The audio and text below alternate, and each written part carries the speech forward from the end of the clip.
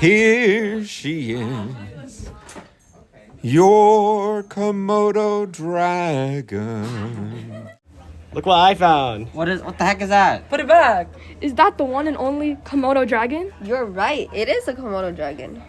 Today we will be talking about the Komodo dragon. According to the IUCN Red List, the Komodo dragon is endangered, with only about 1,400 adults living in the wild. Its scientific name is Varanus komodoensis, and it is part of the genus Varanus. Other relatives of the dragon include V. varius, V. parenti, and the V. spenceri. They are located on 5 islands of Indonesia: Komodo, Rinca, Gili Montan, Gili Dasami, and Flores. While originated in Australia, Komodo dragons live in tropical savanna forests in hot climates where temperatures reach 95 degrees Fahrenheit, and in mountain regions where they can receive 50 millimeters of precipitation each year. As reptiles, Komodo dragons are poikilothermic ectotherms.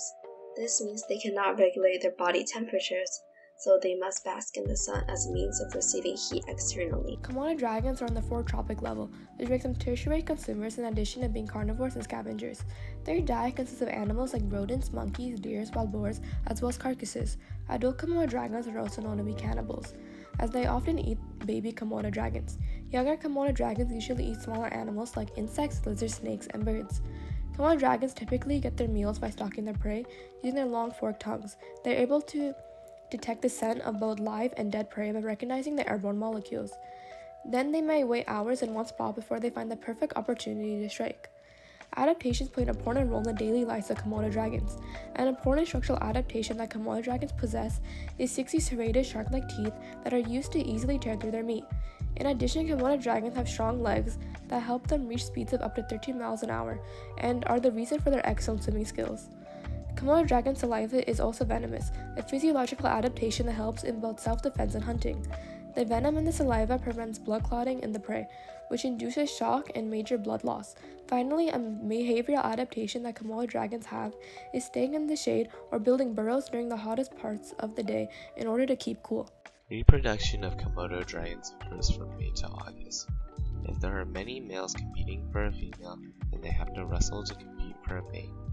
This is one of the few times they group together. They wrestle by using a tail for support and continue until one of them falls down or runs away. For the females, they lay between 24 to 38 eggs and roos. A lot of Komodo dragons neglect their offspring. They see them as easy prey that can be hunted and killed, resulting in many deaths before babies reach a year old.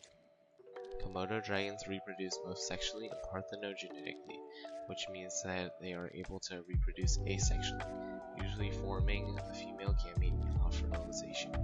Komodo dragons are often violent when provoked, as the majority of them live in isolation, and so they have adapted to asexually reproduce. Komodo dragons are tertiary predators, which helps support their ecosystem. This means they get most of their nutrients from consuming other animals. This controls population sizes in other species. Komodo dragons are also known as one of the biggest scavengers in the ecosystem. They are able to eat a variety of meat even from dead animals. This helps prevent the spread of diseases to other organisms, including humans. The main reason for the endangerment of Komodo dragons is due to human activity. Studies have shown that these species used to roam in Australia and were spread out around the world. However, they are only now seen in 5 islands of Indonesia. One of the major causes of the decrease in numbers is the sea level rising due to climate change, making it harder for the species to adapt to a new environment. Humans have also contributed to their habitat loss, giving them even less places to live and proliferate. One example would be deforestation. Many Komodo dragons were also hunted and terminated through illegal hunting because people saw them as trophies, as they were hard to hunt with their size and prowess. They were also killed for the scaly skin and feet to make exotic novelties. Additionally, it is difficult for Komodo dragons to move from their habitats because they prefer tropical rainforests of the islands that they are found on. As available habitat becomes increasingly limited, they are inching towards extinction. Since they now only reside on 5 islands of Indonesia, if there happens to be any drastic changes or shifts on the islands, it can result in their extinction. Since they only reside in these islands, they also are at risk of inbreeding, which leads to them becoming more vulnerable and suspect to the environment and its predators. However, humans are combating the effects of their actions in many ways. One example of a conservation effort is Komodo National Park. which is composed of several islands in eastern Indonesia and was created by the Indonesian government in 1980. The park, which encompasses the majority of the world's wild Komodo dragons, provides refuge for them and prevents illegal human activity. Komodo National Park has also expanded its marine and terrestrial areas over the years to provide the Komodo dragons with more space. It also incorporates ecotourism, a form of sustainable tourism that minimizes the impact of tourists on the environment. The conservation of Komodo dragons in Indonesia demonstrates in situ conservation, as Komodo dragons are being preserved in their natural habitats. However, there are also cases of ex situ conservation, such as in zoos like the Smithsonian's National Zoo in Washington, D.C., which was the first zoo outside of Indonesia to successfully hatch Komodo dragons. Unfortunately, even with these efforts, the future of Komodo dragons does not look bright. It's estimated that increasing sea levels as well as agricultural expansion will cause Komodo dragons to lose at least 30% and up to 71% of their land in the next 45 years. There's also a severe lack of gene flow between the Komodo dragons, with separate populations rapidly becoming genetically divergent from one another, possibly making them vulnerable to disease. For instance, there's a huge divergence between the Komodo dragons in North Flores and the Komodo dragons in Komodo National Park. So much so that at one point the IUCN actually recommended managing the two populations separately. The most extreme prediction we have is that the Komodo dragons may become extinct within the next few decades.